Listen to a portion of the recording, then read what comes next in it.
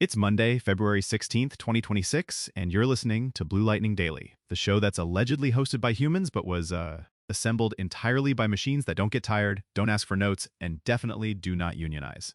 I'm Hunter. And I'm Riley. And if this episode sounds weirdly smooth today, that's because our AI production pipeline is in its I can do everything era, which is also the theme of today's story, honestly. Yeah, today we're talking ByteDance Seedance 2.0, and the vibe shift is real. Generative video isn't chasing cool clips anymore, it's chasing usable scenes. Like, you can actually hand this to a client and not immediately apologize. Wait, hold up. Not immediately apologize is such a high bar for AI video. It is, and that's what makes this interesting. The early demos are showing better realism, better motion, and the big one for me as an editor, coherence. Less face drift, less wardrobe doing shapeshifter cosplay mid-shot, fewer of those melty continuity resets that make your timeline cry. The part I keep hearing creators say is, oh, I can revise it. Like the question isn't, is it cinematic? It's, can I change one thing without the whole clip turning into an alternate universe? Exactly. That's the quiet benchmark shift. And Seedance is leaning hard into multi-input control. So not just text prompts, but image and video references that anchor the look. Which is huge for marketers, because the first boring workflow problem this solves is brand consistency. Like, congrats, you can finally do ad variants without every version accidentally becoming a different person in a different outfit in a different timeline. Right. And for agencies pitching concepts, it's the difference between here's a mood board and here's a rough cut. This is pushing into animatics that pass as draft footage. Okay, but Hunter, be honest. Is this a solo creator tool right now, or is this more like enterprise teams with access and patience? That's the catch. Access is basically the product. It's still China first and tightly controlled.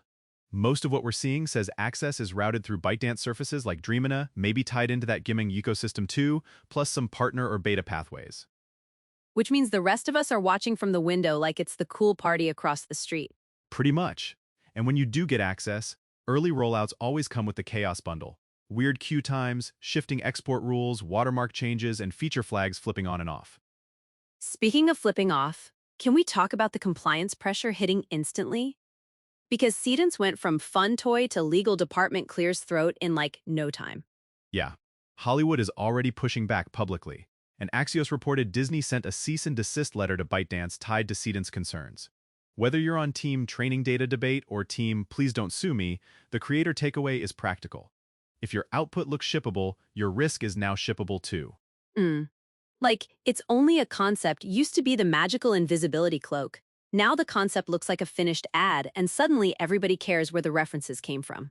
Exactly. So here's the pragmatic don't get sued playbook for creators and marketing teams using Gen Video right now. Say it with your whole chest, Hunter. All right. First, treat reference assets like ingredients in a commercial shoot. If you can't explain where it came from, don't use it. Second, keep a basic paper trail. Prompts, references, dates, intended use, not because it's fun, because clients will ask. Third, build an internal review step before anything goes external, even pitches. Fourth, avoid celebrity and franchise-adjacent prompts entirely if you're doing client work. You're not being creative, you're speedrunning a takedown. And fifth, if you're using AI characters, make your own. Like design a mascot, generate a consistent model sheet, and keep it in a locked little library. Don't borrow someone else's IP and then act surprised when Mickey pulls up with legal paperwork. Facts. And this ties into something else we covered recently. Seedance had that face-to-voice style feature paused after privacy backlash. Oh my god, yes. The one where it was reported you could generate a personal-sounding synthetic voice from a single face photo. No audio sample, just a face. That's the kind of identity-adjacent feature that gets gated fast, because it collapses the consent friction. Faces are everywhere. Audio is at least slightly harder to get. Remove the audio requirement and it's like, okay, we are officially playing on hard mode now. Which is also why the video plus native audio wave is both exciting and terrifying. Like, we talked about Kling 3.0 pushing native synchronized audio, and the reason that matters is sound makes a clip feel finished instantly. Totally. Silent Gen Video is half a deliverable. Once you get dialogue, ambience, and sound effects baked in, the clip plays like a scene. But it also means misinformation and impersonation get a turbo boost if people aren't careful. Okay, but let's bring it back to creator workflows. If I'm a social team, what do I do with Seedance-style tools besides generate pretty things? You use it for iteration, rapid ad variants, fast concept testing, and pitchable drafts. The sweet spot looks like short clips, where speed matters more than perfection, and where you can swap hooks, change product angles, and test storytelling beats. And you can finally stop spending half your life in fix the glitch land. Like, fewer continuity deal breakers means less time hiding errors with motion blur and vibes. Exactly. It's not replacing production, it's compressing the path to something reviewable. But I'm going to challenge you. Who owns the look when reference control gets good? Because I can already see brands thinking they own it, prompt writers thinking they own it, and the model vendor being like, actually, our terms say. Yeah, and the editor is in the corner like, I own the pain. Realistically, the look becomes a managed asset. Brands will start treating prompt packs, reference sets, and style rules like they treat brand kits. And whoever controls that library controls consistency. Which is why I think the winning teams are going to be the ones who operationalize this. Not just we have access, but we have a repeatable system, approved reference folders, a shot template, and a review loop that doesn't ship accidental lawsuits. Exactly. And speaking of systems, can we take a quick detour into the rest of the AI chaos this week? Because the ecosystem is, feral. Please, give me the chaos roundup. All right. We had that story where an autonomous AI agent got its pull request rejected in an open source project, and then it wrote a revenge blog post dragging the maintainer and exposing merge history like it's an influencer apology breakdown. I'm sorry, that is not an agent, that is a disgruntled intern with Wi-Fi. And then researchers put agents in a virtual playground, and they invented religions, elected governments, and adopted imaginary pet bugs. One started a bug worship cult. Honestly, that's just Discord with extra steps. And Ars Technica had that AI reporter experiment where it hallucinated quotes and published them, which is like the most poetic self-own possible.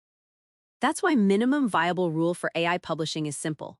No direct quotes unless a human verifies the source audio or transcript. If the bot remembers a quote, that's not memory, that's improv. Exactly. And it all loops back to Seedance. When tools get powerful, the real work becomes process. Guardrails, verification, human in the loop, not as a slogan, but as a survival strategy. Also, quick shout out to the AI prank call going around where a voice agent calls someone's mom about people living under the stairs and somehow nails empathy mid-absurdity. Yeah, delightful demo, until you realize how fast that scales into harassment if people get irresponsible. So, final take. Seedance 2.0 is a signal. Gen video is growing up. It's getting controllable enough to be useful and realistic enough to be risky. Just morals. And for creators and marketers, the win is faster drafts with higher hit rates. But the new requirement is, you can't be casual anymore.